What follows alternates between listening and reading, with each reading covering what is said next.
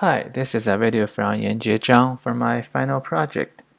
I think my design is completely different from yours, so this time I want to try a new way to illustrate my design. Hope it helps. And before we start, let's see the demo first. And I want to show you how it works. And after the demo is started, you can press 1, 2, 3, or 5 to start the demos. And let's try one. You can see the message, the demo is start, and after the demo is finished, you can see the message, demo playing is finished. After the demo is finished, you can press another number or the same number again, and you can play it, play demo again and again. And after you play all the demos, you can close it, and I'll release all the resources. So that's my demo. Okay, let's start discuss about my design. And this is a picture of the lifetime of 3 threads in my application. And I think we don't need to pay attention on file thread because in my design, game thread and the file thread cannot communicate to each other, and there is no shared memory between audio thread and the file thread. So file thread is very safe, and most of the problems are caused between game thread and audio thread. And this is help because I want to show you how I release the resources and the managers, because we use singleton manager in our application, and every thread can access singleton manager anytime they like. So when we want to release the manager, there is a problem when we release the manager, and the how and the where in which thread, because if we don't want the application crashed, we need to ensure when we release all the resources in the manager and there's no other threads can access the resources anymore.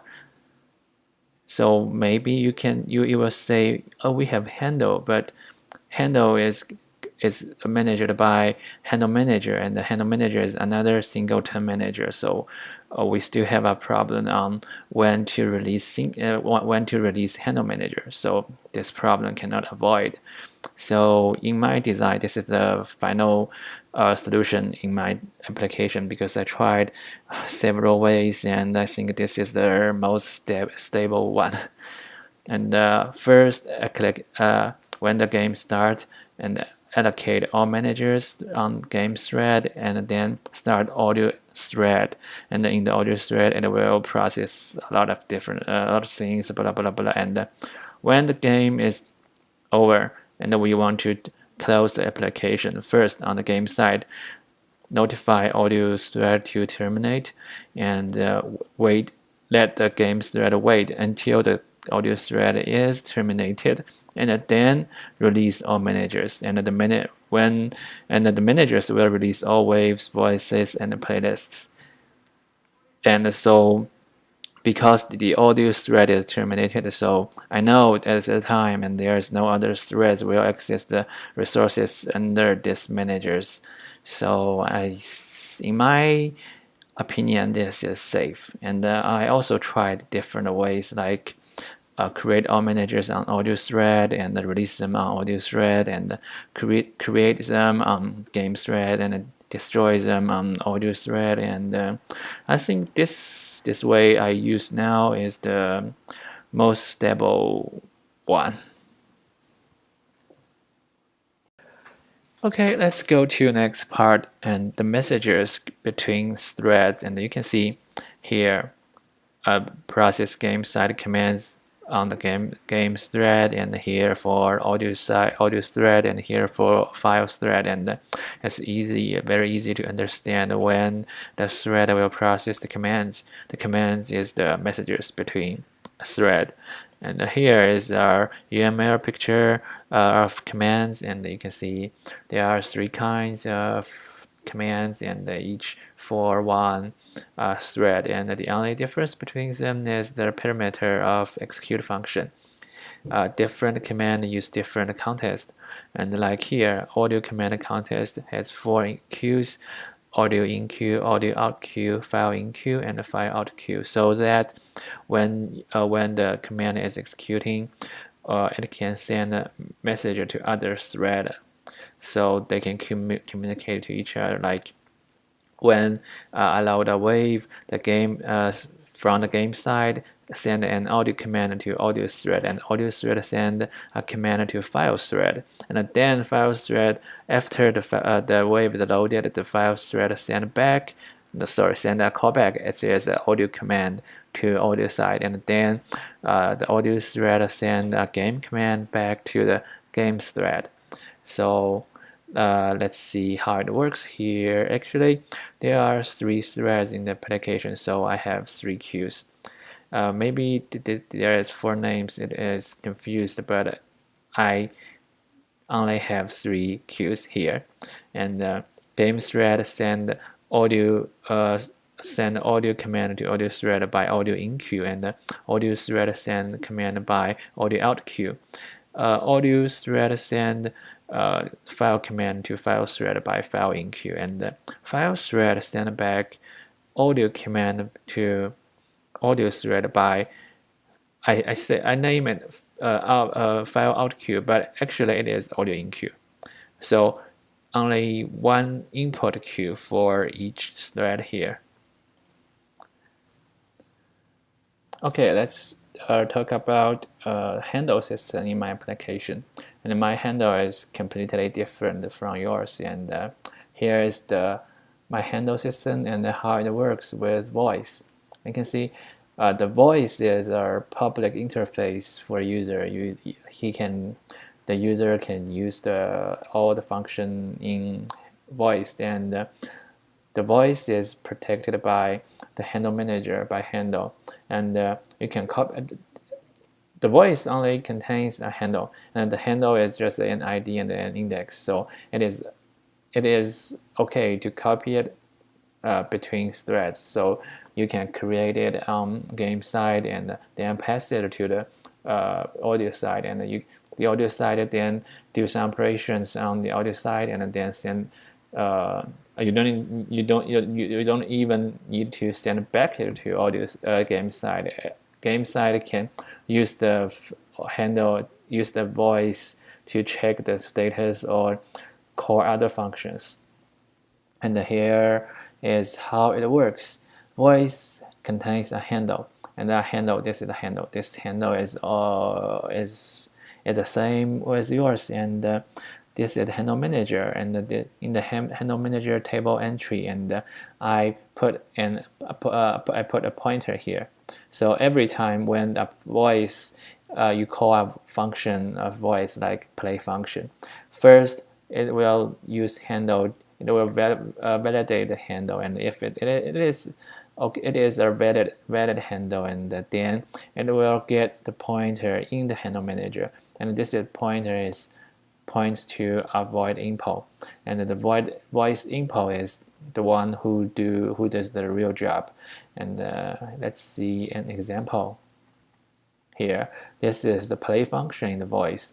First, to get the pointer, try to get a pointer. If the handle can't get the pointer, then it means now I get the resource, and the pointer, this function will lock the mutex here in the table entry. So the handle manager ensure that at one time there's only one thread that can access this pointer. So after I get that pointer, and then I know, because it is in the voice, so I know this pointer is a voice info. Then I call the voice, I call impulse play function, and after that, then release the lock and return success. If the handle is invalid, then just return error here. Okay, next part, playlist. This is our UML of my playlist, and you can see a playlist is a list of peer script, and a peer script is a list of command with a voice, and one script is always with one voice. And the playlist will be, you can see there is a process function here, and this function will be called in the audio thread, in the audio thread loop, and when you play our playlist, and then it will be added into the manager, and the manager will call the process function of playlist, and the playlist process function is to call all scripts process function. And you can see the command has three functions: enter, execute, and exit. And I'll explain how they works. Here you can see how the PL script execute commands.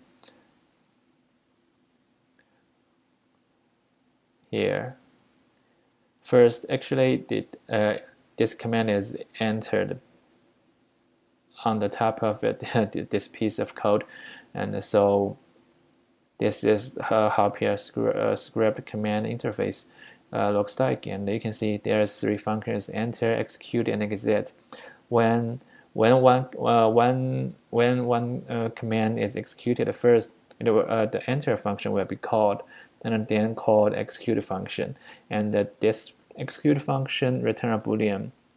If it returns true, then it means this command is done. So then the PL script will call exit function. And if this function, execute function, returns false, it means no, I'm not done. So next loop, it will call this PL script command again.